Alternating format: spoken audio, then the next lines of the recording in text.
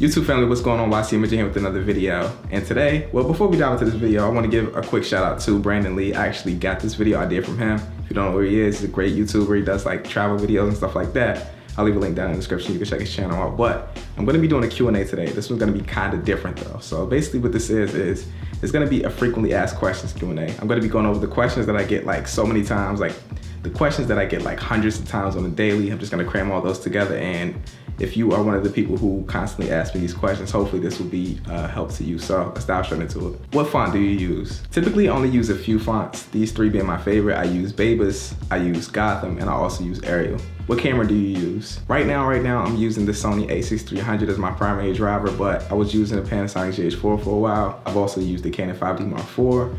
I've also used the Canon T2i. I've also used the Canon 7D.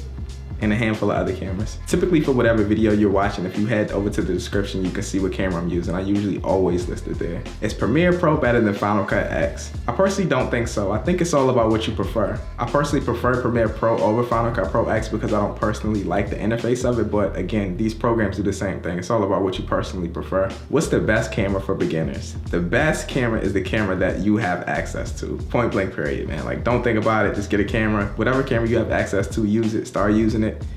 Just start shooting. A6300 or the GH4? I get this question so much, man, and there's really no pinpoint answer. These two cameras both have their pros and cons. My personal gripes with the Sony is the menu system is not that great, and I personally think the 1080 footage is a bit soft. And my personal gripes with the GH4 are the low light capabilities, as well as the micro four thirds sensor. At the end of the day, it's all about what you prefer. Both these cameras are great cameras. They both pretty much do the same thing. Choose one, use it, have fun. How do you focus using a Ronin? I get this question so often, and I don't focus using the Ronin. I don't have autofocus or anything. I haven't used autofocus on my Ronin yet. Well, I used it one time on the 5D Mark IV, but I typically don't use it at all. So my typical theory on focusing with the Ronin when using manual focus is, say my subject is 8 feet away from me. If I plan on going in and out, I'll boost up my aperture as much as possible, and I try to shoot at the widest possible focal length. Also, what I'll do is I'll go right in between the 8 foot mark and I'll set my focus point there. So like I said, 8 feet away on the subject, I'll go in 4 feet.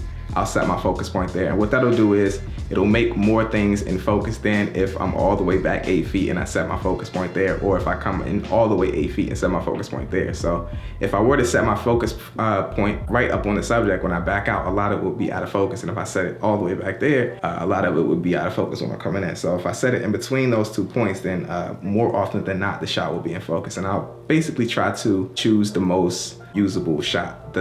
I'll try to use the most usable points of that actual shot in the final cut that I do, the final edit of the music video or whatever I'm shooting. What LUT did you use on this? I get this question a lot as well, and most of the time it's just something that I personally created in terms of color. So if you see a project and you see a color on it, it's something that I've either created right there on the spot while I'm editing down that project, or something that I've used in the past, or maybe even something from my LUT packs. A lot of the recent projects I've been using just LUTs out of my LUT pack. It's just a lot easier for me, and I expose my footage the same a lot. So my LUT packs tend to work very well on the footage that I'm using, and if I like that color, I'll use that LUT. So there it is. What camera settings did you use on this? I get this question a lot, and the answer to this question is completely situational because exposure changes all the time. It's never the same. You'll never see me using the same aperture, the same shutter speed, and the same ISO depending on the type of situation I'm in. So like if I'm shooting outdoors, it's not like a certain setting I'll go to. It's not like, oh, all right, I know my size, I'm gonna use a 2.8 aperture